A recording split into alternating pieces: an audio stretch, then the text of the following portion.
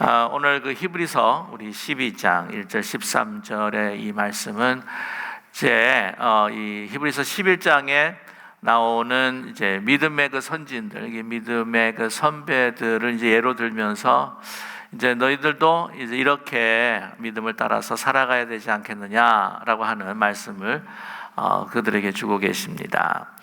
오늘 1절 말씀 보게 되면은요, 이러므로라고 하죠. 이러므로라고 하는 것은 다시 말씀을 드리지만은 그 11장에 나타나 있는 그 아벨에서부터 또한 우리 그 그리스도를 믿고 따르면서 또한 감옥에 갇히기도 하고 또한 죽임을 당하기도 하는 그런 많은 그 믿음의 그 사람들이 우리 앞에 나아가서 주님 앞에 기쁨을 드리지 않았느냐라고 하는 말을 함축하고 있습니다. 그래서 이러므로 우리에게 구름같이 둘러싼 허다한 증인들이 있다라고 이렇게 말씀하고 있죠.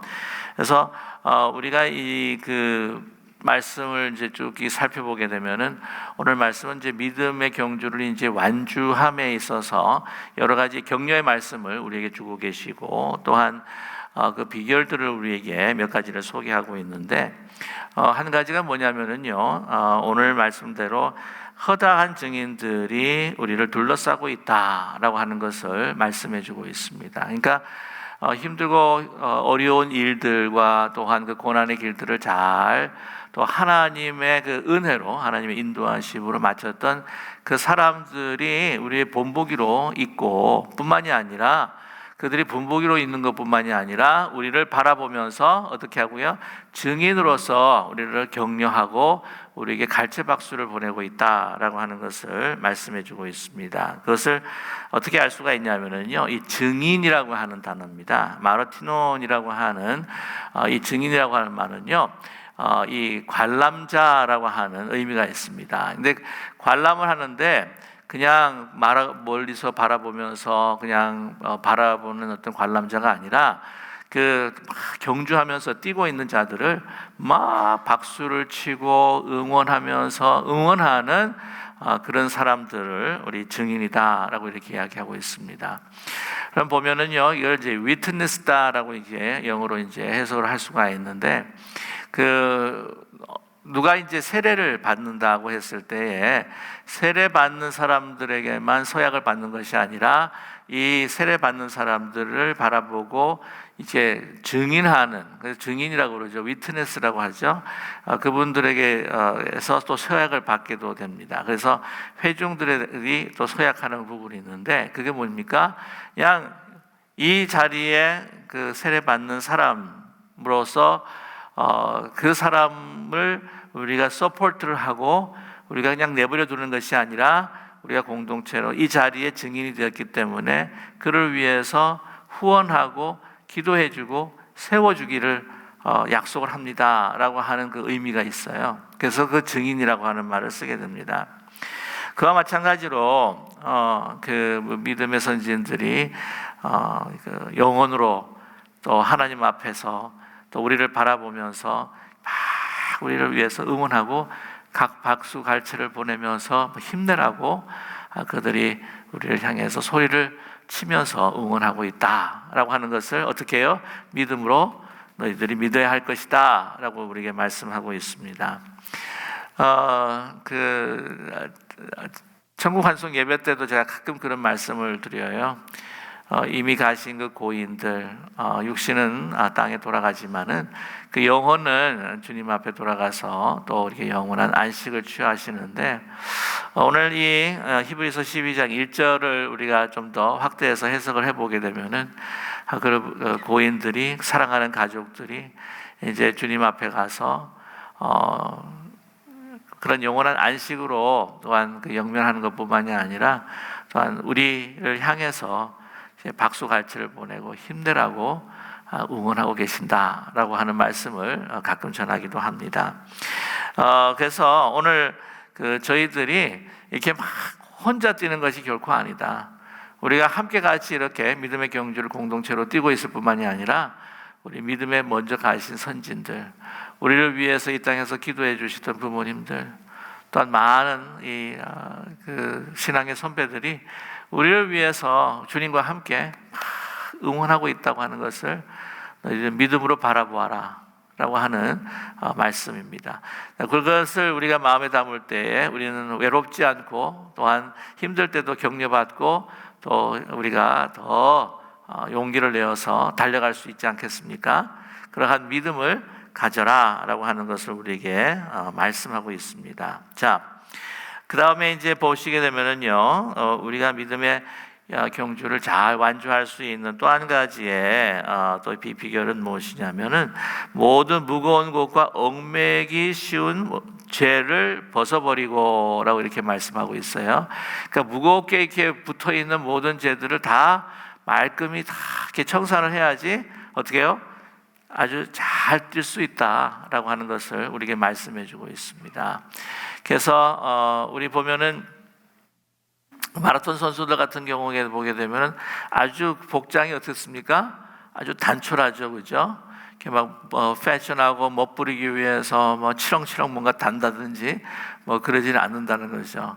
그 조선 시대 때의 그 서양 그 분들도요, 이제 오셔가지고는 이제 테니스를 그분들이 치는데 보면은 그 사진을 제가 가끔 이렇게 한번 본 적이 있습니다만 여성들은 이제 어떻게 긴 치마를 그때도 긴 소매 입고 긴 치마 입고 치는 모습을 제가 보았어요. 근데 요즘은 어떻습니까? 성적을 잘 내기 위해서 아주 민망스러울 정도로 하여튼 짧게 입고 그냥 간편하게 입지 않습니까?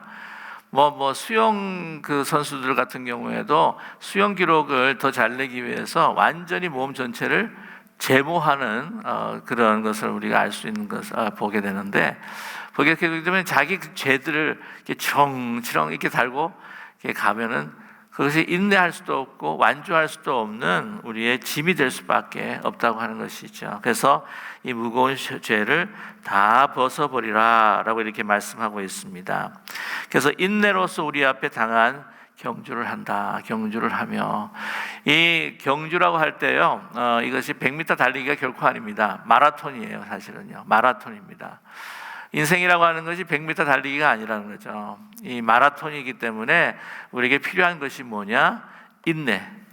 그냥 참고 그 페이스를 지켜가면서 중간에 포기하고 싶기도 하지만, 그러나 이 믿음의 경주에 서서 가장 또한 필요한 것이 뭐냐? 인내라고 하는 것을 우리에게 말씀해 주고 있습니다. 자, 나중에 인내에 대한 말씀도 다시 우리 하게 될 것 같은데요.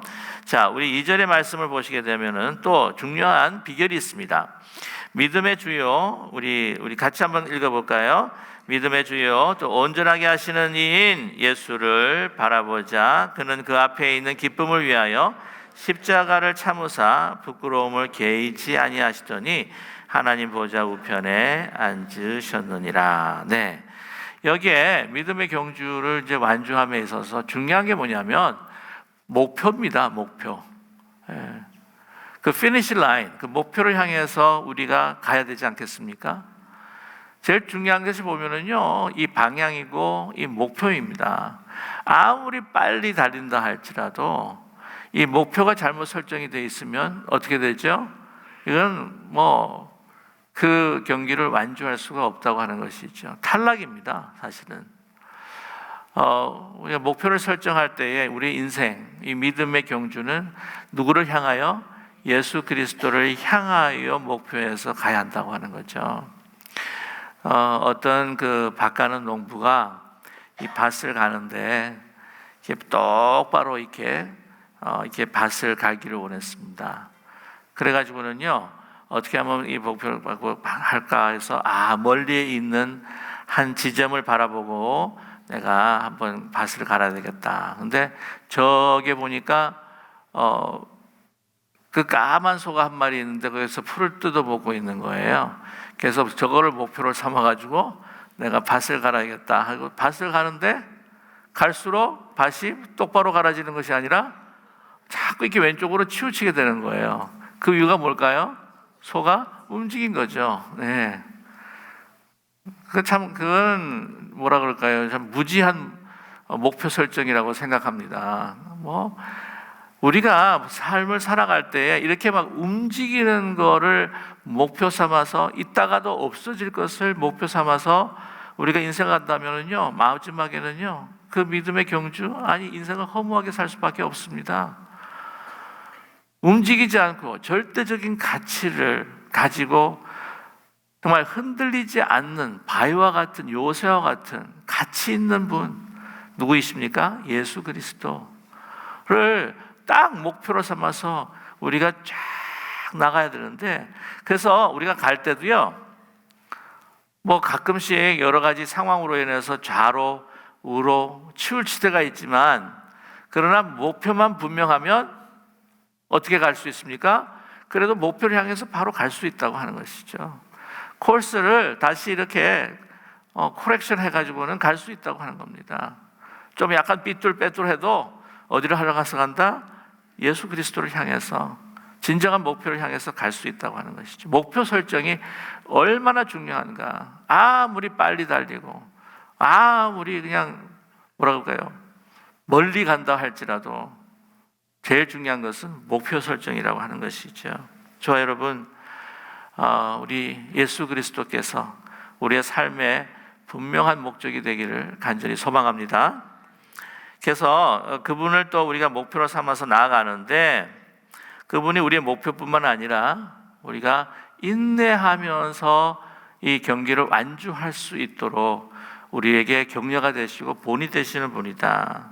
우리가 힘들 때마다 우리 믿음의 선진들이 얼마나 힘들고 고생했는가, 그래서 그 믿음의 경주를 잘 완주했다고 하는 생각을 가지면서 우리가 인내하며 갈 수도 있겠지만, 그러나 우리의 모든 것이 되시는 우리 주님 보면 예수 그리스도의 십자가를 생각하면서 그것을 부끄러워하지 아니하고 개의치 아니하시고, 주님께서 목표하신 바 하나님의 나라와 하나님의 뜻을 이루는 것에 있어서 전신을 다했던, 참으셨던, 인내하셨던 주님을 바라보자는 것이죠. 자, 오늘 말씀 보면 2절에 믿음의 주다라고 했을 때, 이 주라고 하는 것이 이제 소위 영어로 롤드라고 하는 의미가 아닙니다. 여기 보시게 되면 아르케곤이라고 하는 말을 쓰는데, 그래서 이 새 번역에서는 뭐라고 이거를 번역을 했냐면 창시자라고 이렇게 이야기합니다. 제일 먼저 시작하신 분이다. 믿음을 시작하신 분이다. 이것은 무슨 말씀이냐면 믿음의 가장 근원이 되실 뿐만이 아니라 우리가 믿음을 가지고 이 믿음의 경주를 시작할 수 있도록 이제 맨 처음으로 이거를 창시하고 시작하신 분이 누구냐? 바로 예수님이시다. 그리고 그 경기를 어떻게 해요? 완전하게 마칠 수 있도록 인도하시고 견인하시는 분이 누구신가? 바로 예수님이시다. 온전하게 하시느니, 우리의 믿음의 경주, 우리의 그 구원을 온전하게 하시는 이는 바로 예수님이시다. 그분이 시작이요, 그분이 끝이다. 그분을 목표로 삼아서 나아갈 뿐만 아니라 그분이 우리의 구원의 시작과 마침표를 찍는 그 모든 역사를 이루시기 위해서 당하신 고난을 어떻게 해요? 묵상하라. 그 주님을 바라봐라 라고 하는 것을 말씀하고 계십니다. 저와 여러분, 우리가 공동체 생활도 하면서 세상에 나가서 우리가 여러 가지 그리스도인으로서 받는 어려움들과 고난들이 다가올 때에 막 정말 속상하기도 하고 신경질 나기도 하고 막 해대고 싶기도 하고, 그렇지만 정말 그 사람이 악으로 나왔을 때 나도 막 악으로 막 대하고 싶고, 그러고 싶을 때 우리가 누구를 제일 먼저 바라보고 묵상해야 될까요? 예수님의 십자가. 예수님의 십자가. 제가 막 가끔 이제 속이 좀 부글부글 불어갈 때 좀 투덜투덜 거리지 않습니까? 그러면은 제 아내가 예수님이 당한 걸 좀 생각해 보시라고 또 이야기합니다. 그 말에 제가 격려를 받아요. 그래서 그렇지, 뭐 예수님도 힘들고 어려운 일들 그렇게 많이 당하셨고 내가 당하는 건 아무것도 아닌데, 저와 여러분 여러 가지 속상하고 힘든 일이 있더라도요, 우리 그 그리스도인이 뭡니까? 항상 내 마음에 십자가를 두고 그리스도를 묵상하고 내 안에 내주하시는 바로 그리스도의 영이 나와 함께 동행하신다. 내가 주님의 고난에 동참하기를 원합니다.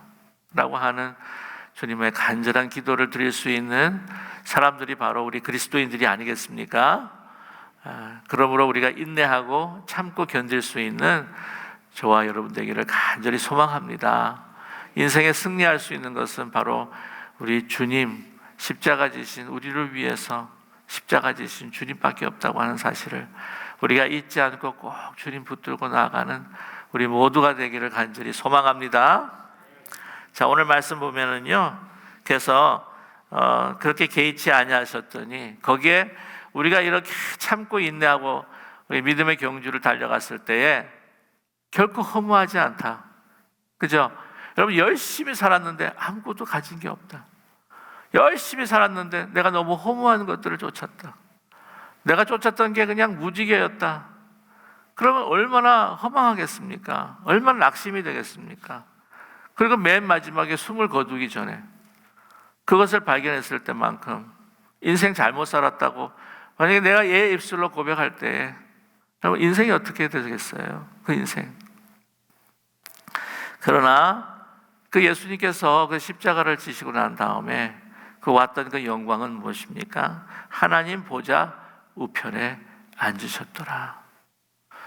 그 하나님의 우편의 보좌에 앉으신 예수님의 영광이 저와 여러분의 영광이 되게 될 것이요, 저희들을 위하신 하나님의 주시는 높고 크신 상이 될 것이다라고 하는 것을 여러분 확신하며 오늘도 주님의 십자가를 바라보면서 참고 인내하며 믿음의 경주를 완주하실 수 있는 저와 여러분 되기를 간절히 소망합니다. 오늘 말씀 보면요, 근데 또 한 가지를 우리에게 그래서 3절 말씀도 우리 같이 한번 합독하겠습니다. 너희가 피곤하여 낙심치 않기 위하여 죄인들이 이같이 자기에게 거역한 일을 참으신 일을 생각하라. 네. 정말 자랑무도한 죄인들이었죠. 바로 그게 누구입니까? 우리 사람들이었다고 하는 것입니다. 우리를 구원하시기 위해서 또한 사랑하셔서 그 모든 십자가들을 우리를 막 주님을 거역하고 창조하신 하나님을 우리 십자가에 못 박는 그 이들의 구원을 위해서, 그 아름다운 선한 열매를 위해서, 하나님의 뜻을 이루기 위해서 참으신 누구를 생각하라? 주님을 생각하라. 그래서 어떤 분은 이렇게 십자가를 이제 달고 다니시는 분이, 아유, 굉장히 권사님의 십자가 굉장히 이쁩니다. 그래서 저는 그냥 데코레이션만으로 생각을 했는 줄 알았는데, 목사님, 제가요 진짜 화나고 막 분통이 터질 때 제가 십자가를 만지작거립니다. 그런 말씀을 하세요. 십자가, 예수 그리스도의 받으신 고난, 나를 위해서 내가 거역함으로 내 죄로 인하여서 죽으신 주님, 그 모든 것들을 참으시고 그러면서 자기 자신들 바라본대요. 아유, 저도 이렇게 분통이 터지지만 주님, 제가 주님 앞에 행하는 모든 일들 보면은 참 슬프시고 얼마나 분통이 터지시겠습니까? 그러면서 만지작거리면서 이렇게 그리스도의 고난을 묵상하시는 그런 권사님 한 분을 제가 알고 있습니다. 그래서 혹시 이렇게 목걸이를 여러분 달고 다니시면은요, 이게 부적처럼 생각하지 마시고, 내가 이거 살면은 사고가 안 생길 거다 뭐 이런 거 하지 마시고, 이걸 예수 그리스도를 묵상할 수 있는 좋은 도구로 삼을 수 있는 저와 여러분 되기를 간절히 원합니다. 제가요 십자가를 달고 싶은데, 아니 제가 이것까지 하고 있으니까 자꾸 신부님으로 오해하시는 분이 계세요. 그래서 가톨릭에서 오신 어떤 분들은 이제 본래는 이게 개신교에서부터 이 마르틴 루터 시대 때부터 사실은 이게 시작을 한 건데도 불구하고 이게 가톨릭으로 생각하시는 분들이 계세요. 나중에 이게 가톨릭 같은 경우에는 전체가 이렇게 하얗게 이제 두르는 게 있거든요. 근데 아무튼 그래 제가 십자까지 달면 너무 그렇게 보일까봐 제가 그렇게 못할 때가 많습니다. 잘 못하고 있어요 지금요. 근데 진짜 이거 하면은 일단 모습은 진짜 거룩하게 보이긴 해요. 그래서 하고 싶긴 했었는데 그렇습니다. 사담인 것 같고요. 자, 오늘 말씀 보게 되면 그래서 중요한 비결이 뭐냐면 우리를 위해서 내가 주님께 거역한 일들이 너무나 많은데도 나를 위해 참으신 것들을 생각하면서 여러 가지 힘들고 어려운 일들 있더라도 그것을 그리스도를 생각하면서 그리스도를 바라보면서 참고 묵상하여 나갈 때에 저와 여러분에게 우리 주님께서 우리 안에 계시는 그리스도의 영 성령께서 우리에게 분명히 이 참을고 인내할 수 있는 힘을 주실 줄로 분명히 믿습니다. 자, 오늘 말씀 보게 되면 우리 죄와 또 싸우는 이야기를 하는데 믿음의 경주를 완주할 수 있는 또 중요한 비결이죠. 오늘 4절의 말씀입니다. 죄와 싸워야 한다. 자, 너희가 죄와 싸우되 아직 피 흘리기까지는 대항하지 아니하고. 그리고 너무 이게 죄와 싸우는 가운데에서 포기할 때가 너무나 많다. 아주 쉽게 포기할 때가 많다고 하는 거죠. 우리의 힘으로는요, 우리 죄악으로는 정말 우리가 상대가 안 됩니다. 사단이 우리의 죄된 본성을 사용해가지고 우리를 넘어뜨리려고 할 때에 정말 우리가 지금 싸울 때에 우리 혼자 싸운다고 하는 것은 사실 너무 힘들어요. 그래서 실패하고 무너질 때가 너무나도 많습니다. 자, 하나님께서 우리에게 힘을 주실 텐데 그러나 중요한 것은 뭐냐면요, 너무 쉽게 우리가 포기한다는 거예요. 저와 여러분, 어떻게까지 싸우라? 피 흘리기까지 그냥 빡세게 싸우라는 거예요. 뭐 아시겠지만 중세 시대 때 그 수도사들 보게 되면은 어떻게 했습니까? 하나님 앞에 마음을 드릴 때도 막 자꾸 이런 죄악의 생각들이 그들의 마음에 들어올 때 어떻게 했죠? 자기 자신을 채찍으로 쳤어요. 막 피를 흘리기까지.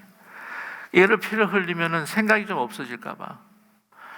그럼에도 불구하고 그러한 자기 자신의 어떻게 해요? 노력이 너무나 헛되다고 하는 것을 또 마르틴 루터가 또 깨닫게 되었지만, 그러나 우리는 너무 쉽게 포기할 때가 많다고 하는 겁니다. 그냥 하나님께서 우리가 어떤 생각을 하죠?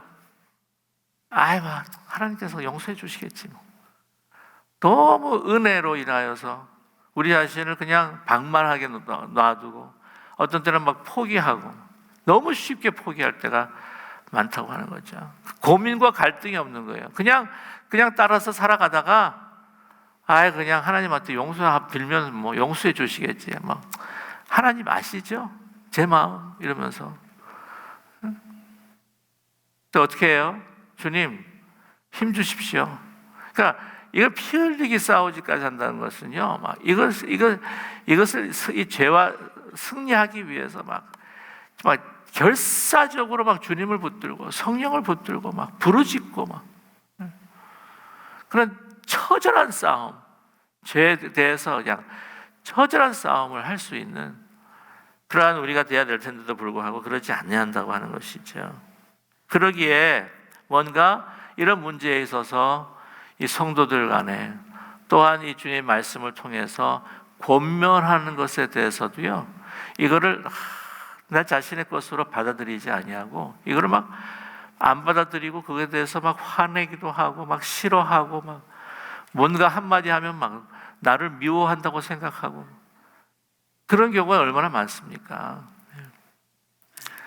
사실 뭐 옛날 저희 그 신앙생활을 할 때에 모르겠어요. 이게 문화 차이인지는 모르겠지만 요즘에 조금 교회에서 거슬리는 이야기 하면은요, 너무너무 싫어해요. 막 시험 받고 막 그러지 않습니까? 옛날에 제가 보면은 권사님이나 장로님들한테도 하지 마, 뭐 어떻게 해, 뭐 이러면서 뭐 말을 많이 들었던 것 같아요. 예. 막 이렇게 뭐 마당에서 놀고 조용히 해! 장로님들 나오셔가지고 막 이렇게 떠드냐고 막 야단도 치고.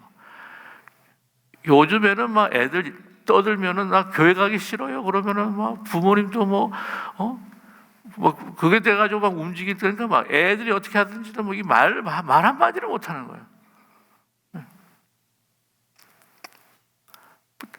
보면 제가 알고 있는 그 우리 지혜자 목사님이신데 지혜자 하시다가 목사님이 되셨어요. 보면은 그 지혜자 그 분은 제가 기억하고 있는데요. 막 조금 늦으면은 막 왜 늦었어요? 하고 막 야단을 쳐도 내가 뭐 거기 서 있으세요. 그러면 막 서 있는 거야 거기에. 또 요즘 그랬다가는 샹 하고 그냥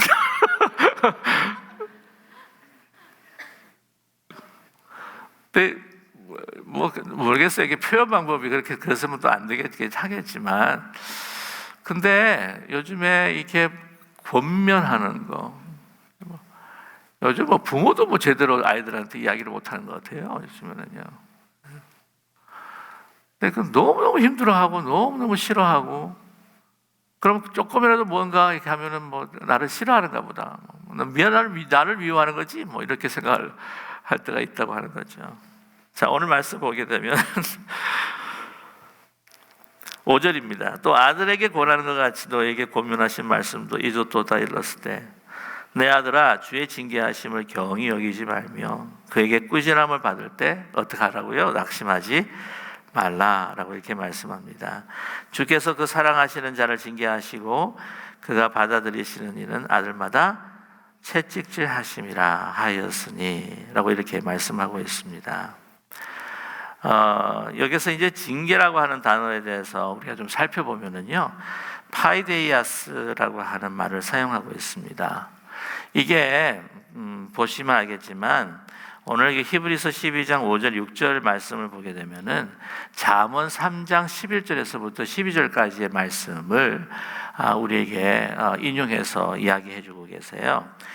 잠언 3장 11절과 12절 말씀을 보게 되면 내 아들아 여호와의 징계를 경히 여기지 말라 그 꾸지람을 싫어하지 말라 대저 여호와께서 그 사랑하는 자를 징계하시기를 마치 아비가 그 기뻐하는 아들을 징계하는 것 같이 하시느니라 라고 이렇게 말씀을 하시는 거예요.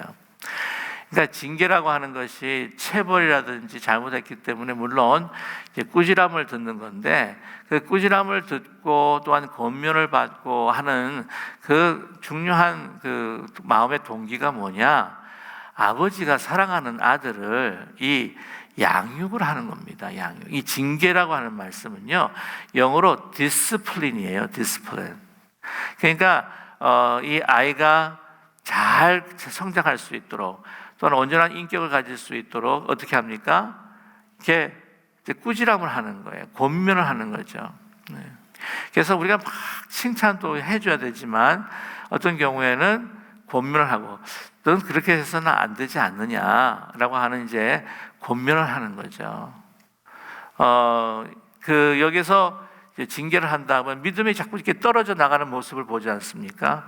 그래가지고 현혹이 돼가지고는 자꾸 뭐 유대 공동체에 다시 한번 들어갈까?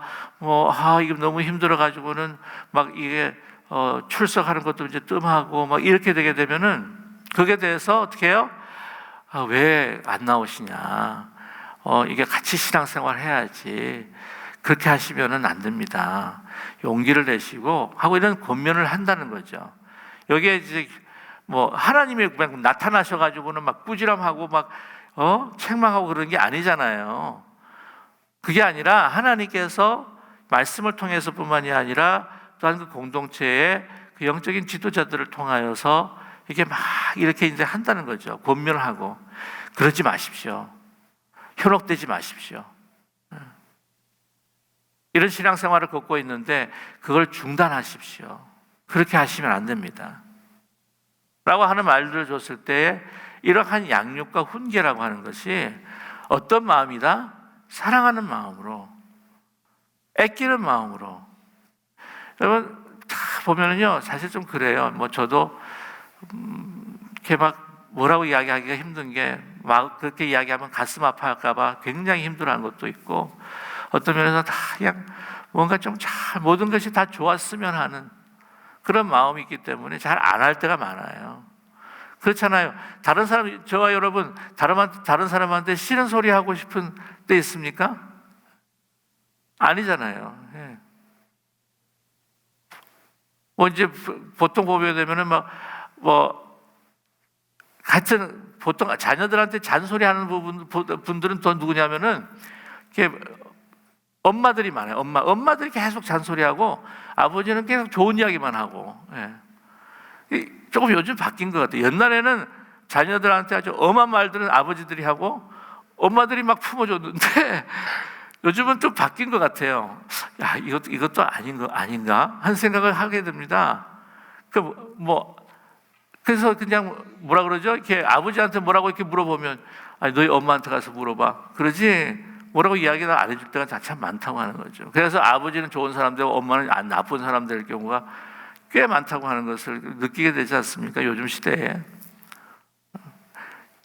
이렇게 좀 이런 듣기 안 좋은 말 하고 싶은 게요, 이게 쉽지 않아요.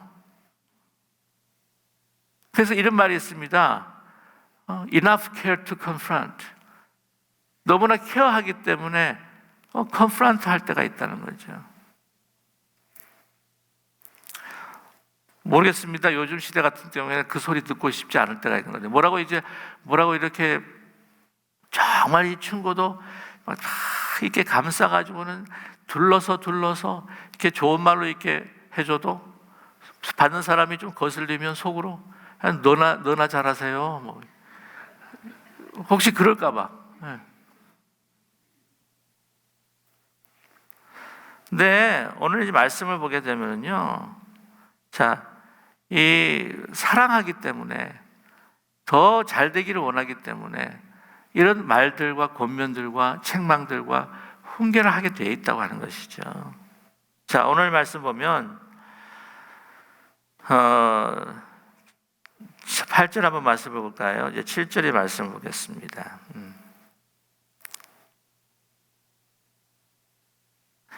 너희가 참은 징계를 받기 위함이라. 하나님이 아들과 같이 너희를 대우하시나니 어찌 아버지가 징계하지 않는 아들이 있으리요? 라고 이렇게 말씀을 합니다. 너희가 참으면 징계를 받기 위함이라. 이거를 여러분께서 조금 더 오해하지 않도록 제가 설명을 해드리면은, 이제 이것들이 이제 그 디스플레이, 훈계하고 양육하기를 목적한 것이기 때문에 너희들이 참아라. 이것이 훈계하고 양육하는 것이기 때문에 이걸 그렇게 생각하면서 너희들이 참아야 한다라고 하는 것을 말씀하고 있어요. 하나님이 아들과 같이 우리를 어떻게 하신다고요? 트릿하고 대우를 하신다는 것이에요. 어찌 아버지가 징계하지 않는 아들이 있으리요?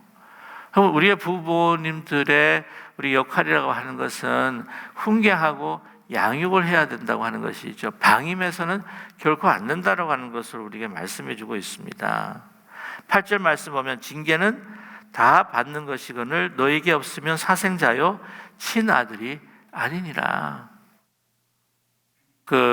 제가 중고등부 이제 사역을 하면서 여러 이제 학생들이 이제 만나게 되는데, 우리 특별히 한국 가정에 자라나는 그 자녀들이요, 그냥 죽겠대요.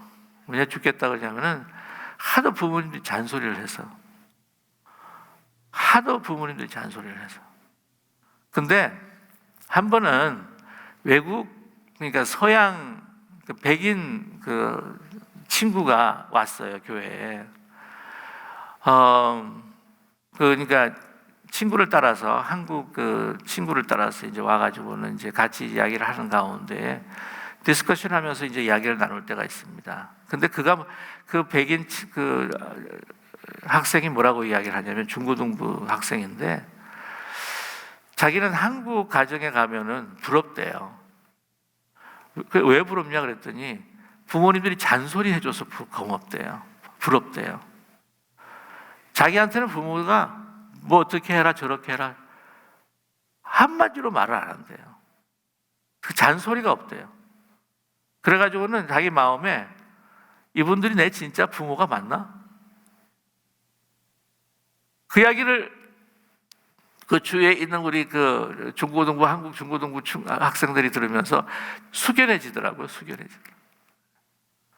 자기는 정말 그냥 아무 간섭도 안 하니까 내 노는 아닌 것처럼 그렇게 느낀다는 거예요. 여러분 아시겠지만 부모님들이 너무 이렇게 어텐션을 안 하면 아이들이 어떻게 하죠? 가끔 꾀병을 앓습니다. 어텐션을 받고 싶어서.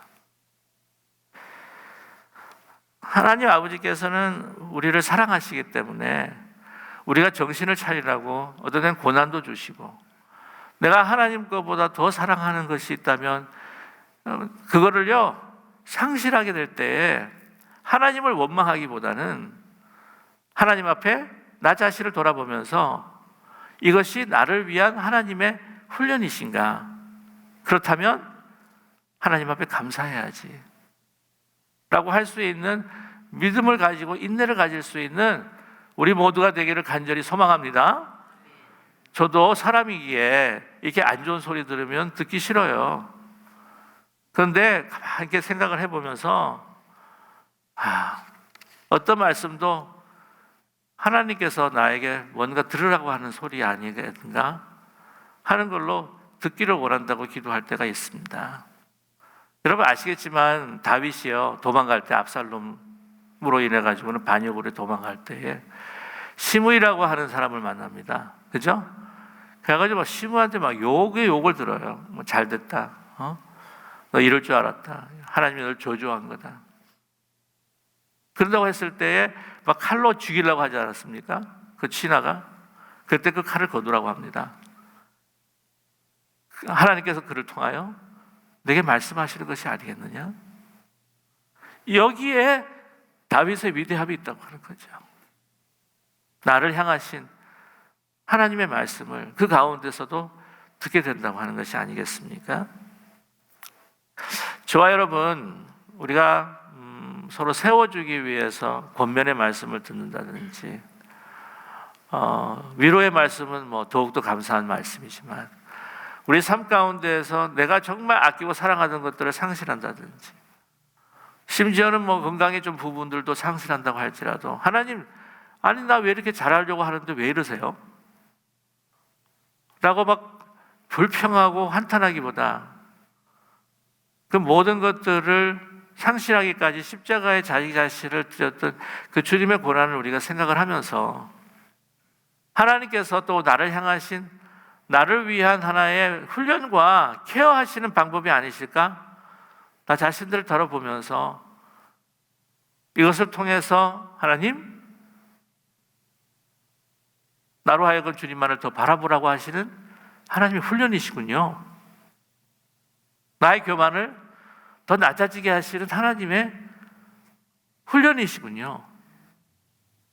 모든 것을 그 은혜로 받으면서 주님 앞에 감사와 찬양과 경배를 올려드릴 수 있는 우리 모두가 되기를 간절히 소망합니다.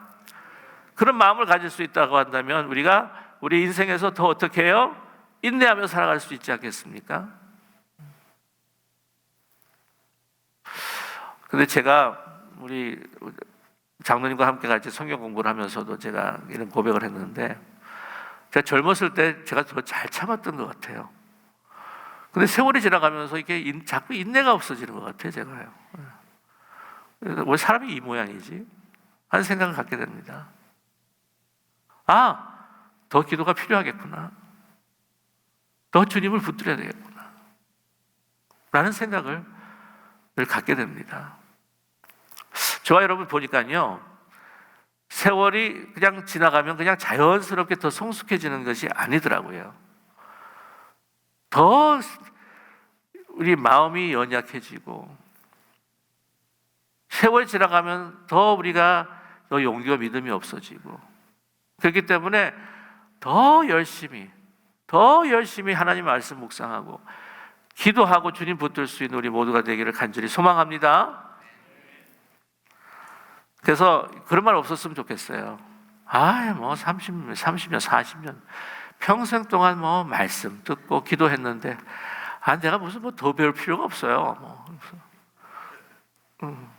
그러지 않았으면 좋겠다는 거죠. 자, 오늘 말씀 보면요, 정말 중요한 말씀들이 여기 있습니다. 자, 9절에요. 또 우리 육신의 아버지가 우리를 징계하여도 공경하였거든. 네? 우리 육신의 아버지가 우리를 징계하여도 공경하였거든. 근데 모르겠어요. 요즘 시대는 좀 달라진 것 같아요. 막 대들고 막 아버지한테 대들고 아버지가 나한테 해준 게 뭐 있냐고 말이야. 막 그러고.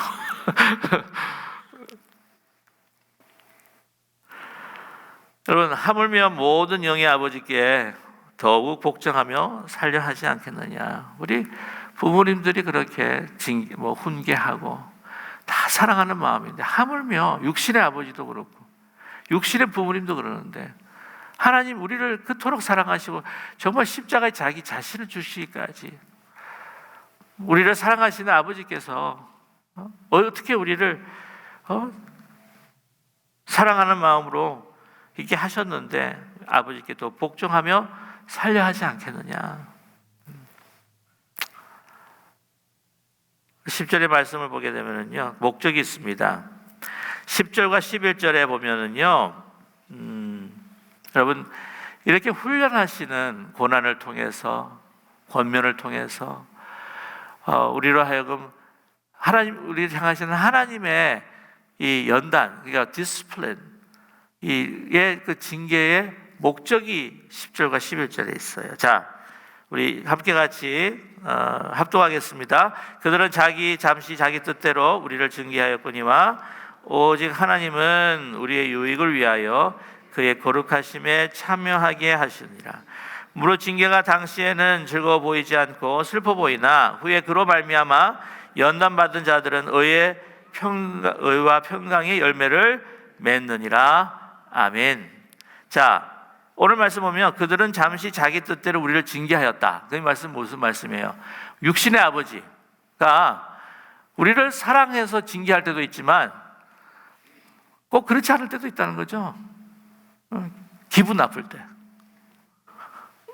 밖에서 막 기분 나쁠 일이 막 생기면 막 사람이기에 조그만 뭐가 있으면 자녀들한테 막 해대는 그런 아버지도 있어요.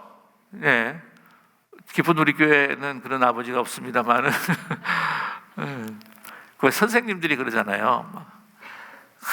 너희들을 이렇게 때리는 것은 이것은 사랑의 매야 그러지만은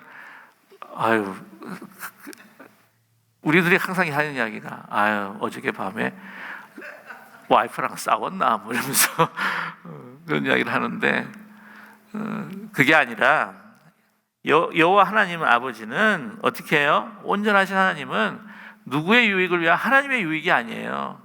우리의 유익을 위하여. 우리 인간의 아버지는 자기 자신의 유익을 위하여, 자기가 체면이 안 쓰니까 페이스가 막 세이빙이 안 돼가지고는 막 화가 나가지고는 막 때리기도 하지만, 우리 아버지는 진짜 누구의 유익을 위하여? 우리의 유익을 위하여.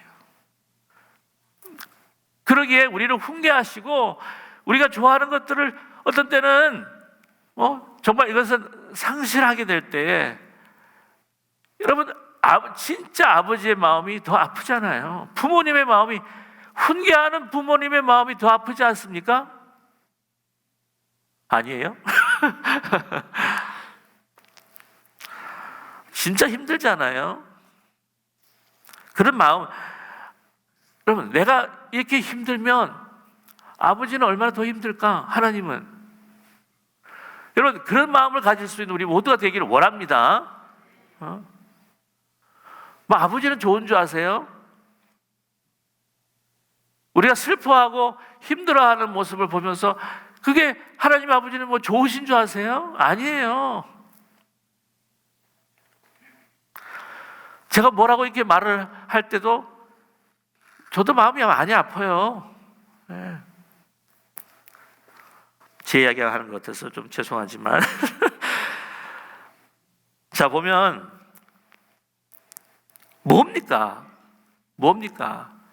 거룩함을 위한 겁니다. 거룩함을. 다른 거 아니에요. 저와 여러분, 하나님께서 우리를 훈계하시고 양육하시고 연단시키시고 아버지가 아프시지만 어떤 때는 우리에게 고난을 주시고 그것을 허용하시고 이 모든 것들은 뭐라고요? 우리를 거룩하게 그리스도의 형상을 닮아갈 수 있도록 하나님의 본성을 닮아갈 수 있도록 그래서 그 거룩함을 통해서 우리가 무엇을 얻게 되느냐 여러분 11절에 보시게 되면은요 뭐를 얻게 됩니까? 연단받은 자들은 무엇을 얻습니까? 의와 평강의 열매를 맺는 거예요. 이 의와 평강의 열매라고 하는 것은 뭐냐면 하나님과의 관계 속에서 우리가 이해해야 하는 겁니다. 이 의라고 하는 것은 바로 우리가 거룩함을 덧입는 거예요. 이 거룩함을 덧입는다고 하는 것은 우리의 행위가 거룩해서 거룩한 게 아니라 이것은 하나님과의 그 밀착된 그 관계 그것으로 우리가 거룩함을 덧입게 되고 이 의라고 하는 것은 바로 이 하나님과 나와의 릴레이션십이에요. 내가 허물 많고 비록 좀 부족한 면이 있다고 할지라도 우리가 완전한 예수 그리스도의 장성한 분량에 지금 이르지 않는다고 할지라도 내가 이러한 삶 가운데서 죄악된 삶 가운데서 실패하고 무너지는 그러한 경험이 있다고 할지라도 내가 그 순간에 더 주님을 붙들고 주님과 어떻게 하면 하나가 되기 위해서 예수 그리스도 십자가를 묵상하면서 그 안에 깊이 들어가려고 하는 그 아름다운 그 관계가 바로 그걸 통해서 우리가 어떻게 됩니까? 의롭다함을 입게 되는 줄로 믿습니다. 평강이라고 하는 것은요 이러한 어려움 가운데에서 하나님께서 나와 함께 하신다. 그러기에 어떤 상황이 있다고 할지라도 나를 지키시고 나에게 연단을 주셔서 이 모든 과정들은 나를 더 하나님 앞에 더 밀착하고 연합할 수 있는 기회로 삼아서 나를 끌어가신다라고 하는 그러한 믿음 속에서 갖는 마음의 평화, 그게 평강입니다. 평강이라고 하는 것은 내가 아무 걱정 근심이 없고 모든 것들이 잘 되고 모든 것들이 형통하고 이래서 나에게 있어서 완전히 problem free, 아무런 문제 걱정할 거리가 없는 그러한 상황이 평강이 아니란 말이에요. 폭풍우가 마구 몰아치고 막 조각배에 타 있는 내가 내 모습이라 할지라도 막 풍랑이 인다고 할지라도 거기에 주님께서 나와 함께 계시니 나는 안전하다. 바울이 그 276명과 함께 그 유라굴라 광풍 속에서도 다른 사람들에게 여러분 안심하십시오. 지금 다 죽게 생기는 상황 속에서도 안심하십시오. 주님께서 나에게 말씀하셨습니다. 그게 평강이란 말이에요. 고난도 없고 문제도 없고 아무것도 없는 그러한 평강의 상황. 그래서 나는 너무 멋지게 신앙생활하는 것 같이 다른 사람 보이게 저 사람은 하나님의 모든 축복을 받고 아무 문제가 없는 복받는 사람처럼 보이는 그게 의가 아니란 말이에요. 아니 어떻게 저런 고난 가운데서 저 사람은 어떻게 주님을 붙들고 살아갈 수 있지? 어떻게 감사할 수 있지? 어떻게 저렇게 믿음과 용기를 가지고 살아갈 수 있지? 그것은 단지 하나 정말 내가 온전히 내가 아니라 주님을 붙들기 때문에 주님이 나와 함께 하시는 것 그것으로 인하여서 내가 이 모든 문제가 나를 덮는 것이 아니라 나를 이 모든 것들을 통해서 더 주님 가까이 가시게 하셔 인도하여 주시는, 그래서 더 거룩함으로 덧입고 주님과 하나 되는 모든 상황 속에서도 하나님 앞에 찬양과 감사와 기쁨을 드릴 수 있는 그런 주님만을 향한 사람.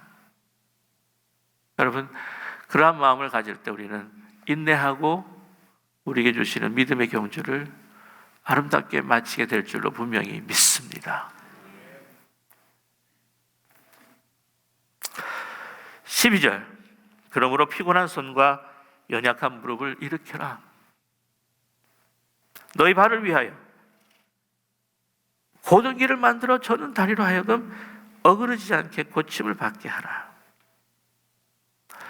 이제는 연약해서 자꾸 넘어지려고 하는 것, 한쪽이 이제는 막 힘들어서 이제는 저는 이 모든 다리.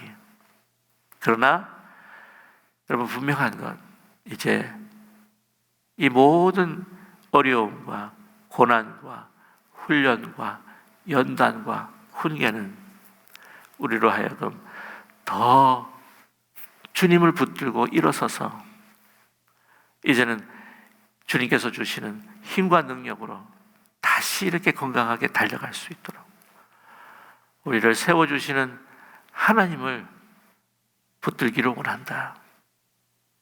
여러분, 저와 여러분 그런 우리의 삶이 될 수 있기를, 우리 믿음의 공동체가 될 수 있기를 간절히 소망합니다.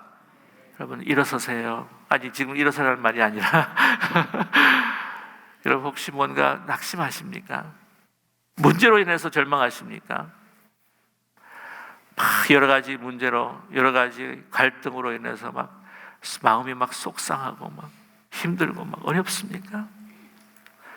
응? 뭐 여러 가지 일로 뭐 다 그냥 정말 천국 같은 아름다운 관계를 맺고 가고 싶은데 그것이 아니라 좀 막 뭐 보고 싶지 않은 사람도 혹시 있고 막 그렇습니까? 여러분 삶의 문제 여러 가지 경제적인 어려움과 고난이 있으십니까?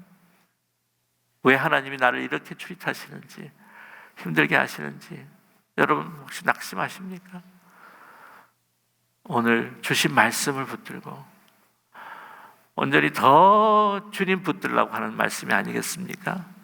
더 예수 그리스도의 십자가만을 바라보면서 묵상하면서 주님이 나와 함께 하시며 온전히 주님 아니면 나는 살 수 없습니다라고 그냥 야곱이 주님을 붙들고 씨름했던 것처럼 저와 여러분 우리의 모든 인생의 해답은 온전히 주님만 있다고 하는 그리스도의 십자가라고 하는 것을 여러분 잊지 않으시고 용기를 내시고 믿음 가지시고 다시 일어날 수 있는 저와 여러분 되시기를 주님의 이름으로 간절히 축원합니다.